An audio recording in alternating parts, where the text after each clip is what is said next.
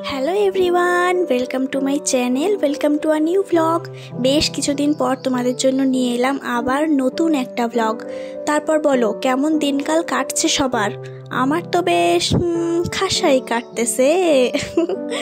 আচ্ছা, আজকে প্রথমেই ব্লগটা শুরু করছি রান্নাবান্না দিয়ে, কারণ সকাল সকাল আজকে আমি রান্নাবান্না কমপ্লিট করে নিচ্ছি। সকালবেলায় আর দুপুরবেলায় একেবারে এই ভাজাটাই করছি, কারণ আজকে আমার ভীষণ লেজি ডে হতে চলেছে। কারণ আজকে আমার কিছুই করতে ভালো লাগছে না, তো সকাল সকাল তাড়াতাড়ি কাজবাজ গুছিয়ে আজকে আমি একটা মুভি দেখবো, এটাই প্ল্যান করে রেখেছি। আর সকালবেলায় এই যে বিভিন্ন রকম সবজি পাতি দিয়ে একটা ভাজা করে নিচ্ছি, আর আটা মেখে রেখেছি। এটাকে এখন ভালোভাবে আর একটু মেখে আমি সুন্দর সুন্দর ফুলকো ফুলকো রুটি বানিয়ে নেব, যাতে আমি সকালবেলায় এই রুটিটা খেতে পারি। আর হ্যাঁ, সকালবেলায় কিন্তু ভাজা দিয়ে রুটিটা খাবো না, আমি একটা নতুন আইটেম বার করেছি নিজের মাথা থেকে। এটা ভীষণই সাধারণ, বাট খেতেও খুবই দারুণ লাগে। এর সঙ্গে তোমরা আরও বেশ কিছু জিনিস অ্যাড করতে পারো, সেটা আমি পরবর্তীতে বলছি।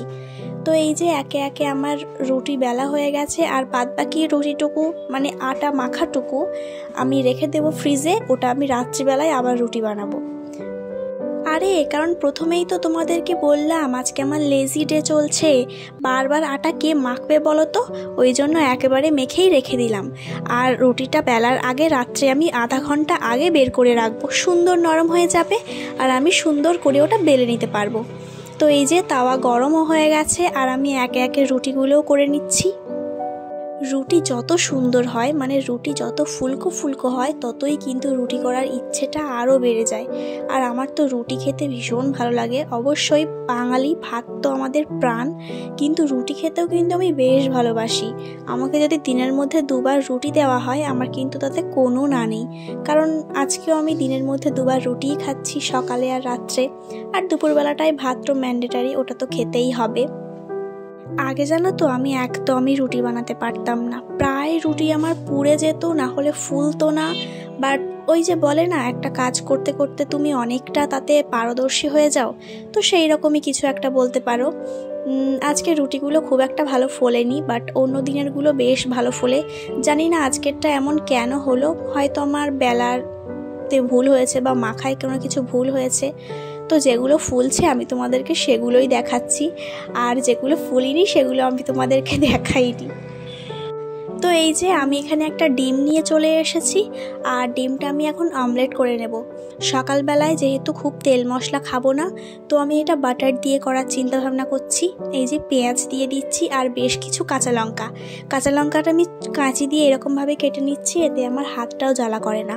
আর এই যে বাটারের পরিমাণ দেখে তোমরা হয়তো বুঝতে পারছো আমি বাটার খেতে কতটা ভালোবাসি।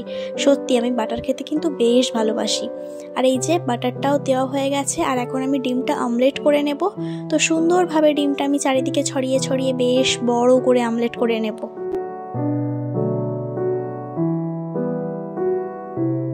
এই তো অমলেটটা আমার হয়ে গিয়েছে, আর আমি এখান থেকে একটা রুটি নিয়ে এই অমলেটের ওপর নিচটা ভালোভাবে লাগিয়ে নেব, যাতে করে রুটির দুই দিকটাই ভালোভাবে ডিমটা লেগে যায়, আর খেতে আরও সুস্বাদু লাগে। এটা তোমরা সাদা তেল দিয়েও বানাতে পারো, বাট ঘিটা ইউজ করো না, কারণ ডিমের সঙ্গে ঘিটা খুব একটা যায় না, আর খাওয়াটাও উচিত না। যাদের গ্যাস্ট্রিকের সমস্যা আছে তারা তো ভীষণভাবে ভুগতে চলেছো যদি এটা করে থাকো তাহলে। তো আগে থেকেই বলছি, ঘিটা ইউজ করো না। ডিম ইউজ করলে তাতে কোনো রকমভাবেই কোনো রেসিপিতেই ঘি ইউজ করা উচিত নয়। আর এই তো আমি এরপর একটু ম্যাগি মশলা দিয়ে নিচ্ছি টেস্টের জন্য। জাস্ট অল্প পরিমাণেই দিলাম, কারণ প্রথমেই তো বললাম যে আমি এটা কম তেল মশলায় করতে চলেছি। আর এই তো আমার টেস্টি টেস্টি ব্রেকফাস্ট রেডি। আর তোমরা কিন্তু এতে পেঁয়াজ শসা সসও লাগিয়েও খেতে পারো, ওতে একেবারে একটা হোমমেড এগ রোল তৈরি হয়ে যাবে। বাট আমি সেগুলো করছি না, হয়তো থাকলে করতাম, বাট আজকে আমার কাছে শসা বাড়িতে অ্যাভেলেবেল নেই, তো আমি সেটা ইউজ করতে পারছি না। তোমাদের কাছে থাকলে অবশ্যই করো।